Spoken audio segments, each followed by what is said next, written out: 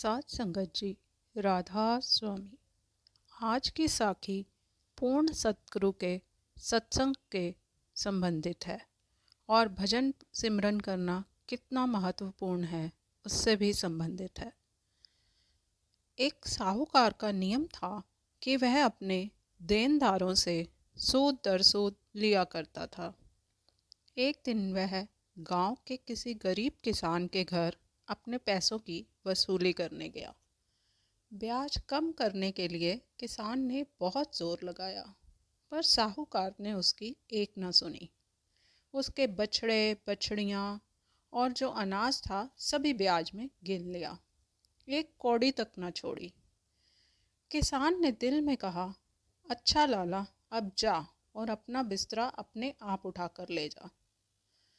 साहूकार मजदूर ढूंढ रहा था, क्योंकि किसान ने उसके इस व्यवहार के कारण उसे कोई मजदूर लाकर दिया नहीं था। अब गांव में मजदूर कहाँ से मिले?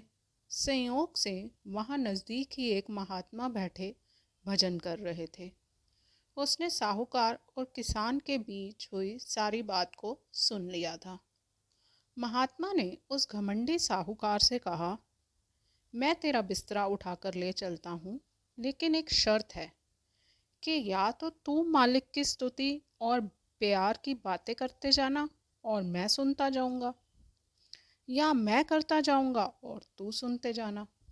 लाला ने सोचा कि यह कौन सी मुश्किल बात है, यह बातें करता जाएगा और मैं हाँ हाँ करता जाऊंगा।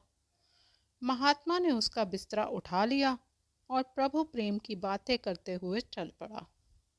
जब उसका गांव आ गया तो महात्मा ने कहा कि लो लाला जी, मैं अब जाता हूँ। पर महात्मा ने दिल में सोचा कि यह भी क्या याद करेगा कि मेरा किसी महात्मा से मिलाप हुआ था, इसलिए इसको कुछ बताना चाहिए। महात्मा ने साहूकार से कहा, आज से 8 दिन के बाद तेरी मौत हो जाएगी। तेरी सारी उम्र में कोई अच्छे कर्म है नहीं। यह जो 1 घंटा तूने मेरे साथ बातें की हैं, वही एक श्रेष्ठ कर्म है। जब तुम्हें यमदूत ले जाएंगे और पूछेंगे कि इस 1 घंटे के सत्संग का फल पहले लेना है कि बाद में, तब तुम कह देना कि पहले, और फल यही मांगना कि मुझे उस महात्मा के दर्शन कराओ, फिर जो होगा तुम खुद देख लोगे। साहूकार बहुत डर गया। जब मौत आई, धर्मराज के यमदूत आए और साहूकार को पकड़कर ले गए।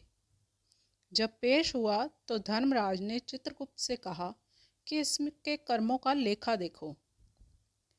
उसका कोई श्रेष्ठ कर्म नहीं था, सिवाय इसके कि उसने एक महात्मा के साथ 1 घंटा बातें की थी। धर्मराज ने पूछा कि तुझे इसका फल पहले लेना है कि बाद में? साहूकार कहने लगा कि पहले दे दो, और जहाँ वह महात्मा है मुझे वहाँ ले चलो। महात्माओं का शरीर इस दुनिया में होता है, लेकिन उनकी सूरत खंड ब्रह्मांडों पर रहती है। यमदूत उसे अपने साथ वहाँ ले गए जहाँ पर महात्मा भजन कर रहा था। महात्मा ने कहा, भाई साहूकार, तू आ गया? साहूकार ने कहा, जी हाँ, आपकी कृपा से आ गया हूँ, लेकिन यमदूत बाहर खड़े मेरा इंतजार कर रहे हैं। अब जहाँ मालिक का भजन सिमरन हो वहाँ यमदूत नहीं जा सकते। साहूकार को उस महात्मा के पास बैठे आनंद लेते हुए काफ़ी देर हो गई। उसका 1 घंटे के सत्संग का फल खत्म हो गया। बाहर यमदूत खड़े थे और आवाज़ों से तथा इशारों से उसे बुला रहे थे, लेकिन वह बाहर नहीं आया।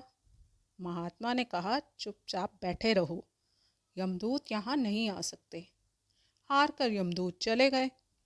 धर्मराज के आगे शिकायत की कि वह नहीं आता।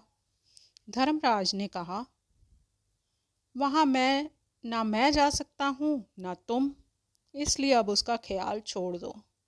सो पूर्ण साधु के सत्संग के बराबर कोई कर्म नहीं है साध संगत जी।